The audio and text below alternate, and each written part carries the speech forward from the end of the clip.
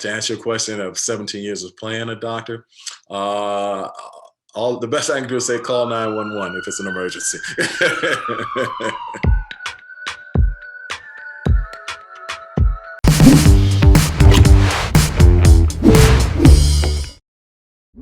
Bom Oi, dia.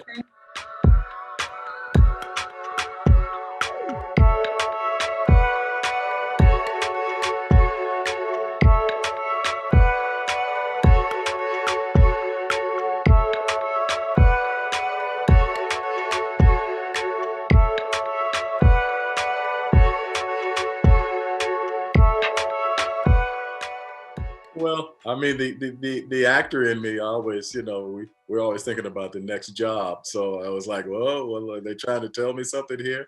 But that obviously wasn't the case. They wanted to expand that storyline and exhibit Richard in a way that audiences may not have witnessed him before, and the vulnerability and the resourcefulness for him to come back from these setbacks and hopefully make an example for all of his mentees, for lack of a better term, to look at and stuff. I was always pretty confident that wasn't the end of his character yet, so I was good with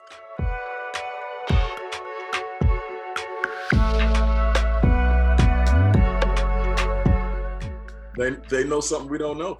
Something, Yeah, I think most folks would say, that might be a little far fetched. I think, actually, in reality, is that's what happened. People didn't watch the signs, and we kind of let our guard down. I think it would be an interesting idea to investigate, to see a script that says, okay, we've got this a virus pandemic, and this is how we're going to do it. I think they handled it pretty much like they're handling it now. I'm pretty sure that's the same way they would have handled it early on.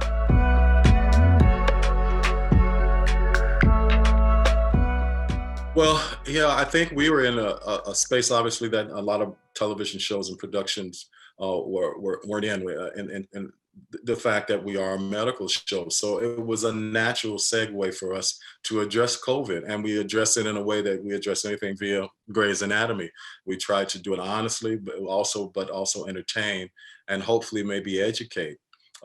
This is an extraordinary times, but out of extraordinary times, you get great narratives. They come out of those. This thing is packed with stories on how this pandemic has affected the culture, how it's affected people on a day-to-day basis, how it's affected the healthcare and frontline workers, and we try to portray that every week in our shows. And our incredible writing staff has been sensitive to what that's going to look like and how that's going to translate on screen. And we've tried to be as honest in telling those stories as we could.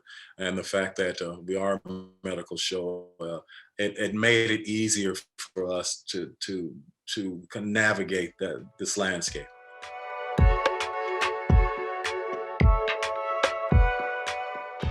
I think the biggest thing is to remember that we're a television show that is a vehicle through which we look at our culture and society. We want to keep it entertaining, uh, but at the same time, hopefully transformative in some lives.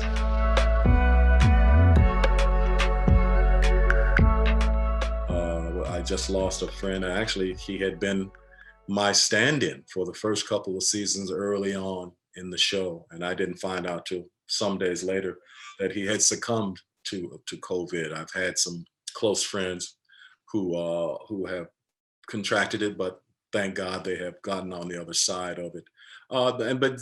Just everybody has in some way or another experienced it. We're living in a country where there's a shutdown right now in America. Jobs are lost, and folks are standing in food lines. That directly affects you, whether from afar or you're somebody you have a close contact with. And so obviously that helps you fuel how you approach the story as a storyteller. And that's what we do. We take that, and we take reality, and we translated in a way that could folks can make and can digest it. And so, yeah, I think everyone in some form or fashion has been affected by this. To what degree, it just depends on who you talk to.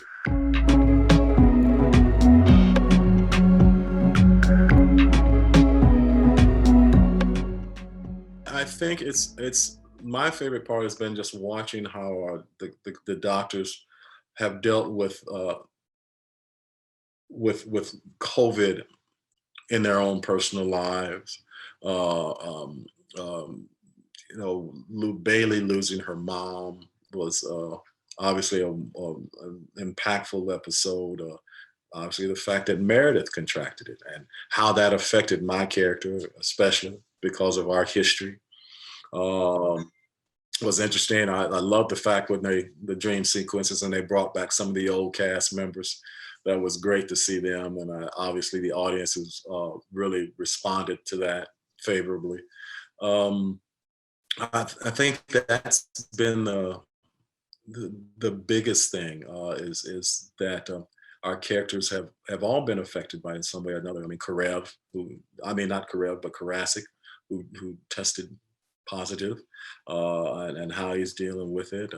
My interaction with Catherine and my fears because she's a cancer survivor, and how that plays into the whole COVID thing. But everybody has one way or another been directly affected, and then that effect also translates to the characters that they interact with. So it's been a wonderful kind of circle here, but and it all comes back to how we play this phenomenon that's happening right now in the world.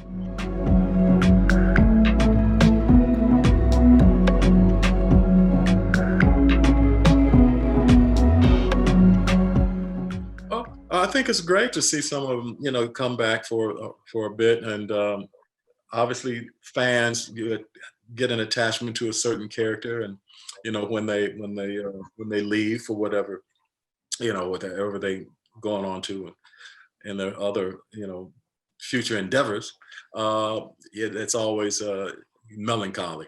But I think Grays is such an amazing show in the aspect of, let's say, let's at least bring them back for a hot minute so folks can kind of say, oh, this is why I like them. This is what, and they bring, and it's nice. It's like the prodigal son returning home for a minute, So yeah, it's fun to see that.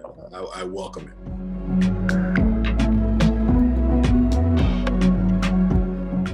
Well, actors move on. You get opportunities, and you want to take advantage of the opportunities while you can, and that's what he wanted to do. And everybody totally understood we will miss him because obviously, uh, along with myself, Chandra, and Ellen, he was the last of the remaining original cast before. So we had a lot invested in terms of history, and you spend that much time with folks, they become like family. So we were saddened that he left, but he left because he wanted to explore some other ventures and stuff, and you can't do anything but wish him luck on that. So we're very proud of him. Happy. He was an amazingly talented guy. He brought so much to that Karev character, and we'll miss that, but we're looking forward to what's next for him.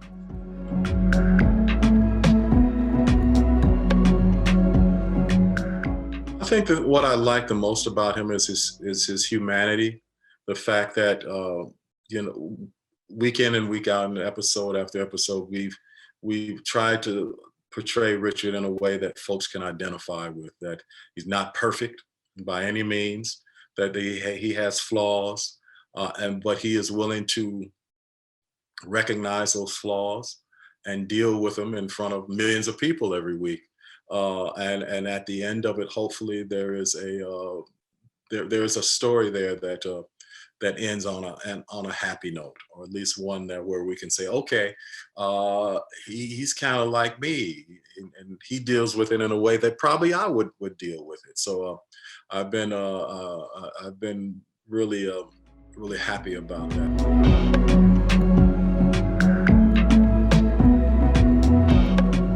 I think it's It's a wonderful dilemma to have. I Dr. Weber changed my career. Obviously, it changed my life. I will always be honored to have been associated with that character. But I'm an actor, so you take off one costume and you don another. Obviously, folks will always identify me with that character, which is a good thing. But I hope as an actor, quote unquote, as an effective actor, that I'll be able to translate into and navigate into other roles, and folks can get a chance to see what I can, the other side of James Pickens. They know the Richard Weber side, but now see the other side of him and the other characters and the range that I have. And but I'll always know that Dr. Weber was a launching point for me, and I'm grateful for that. Very, very grateful.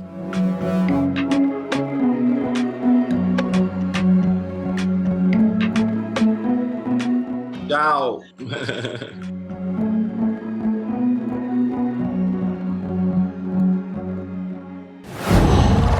Wow.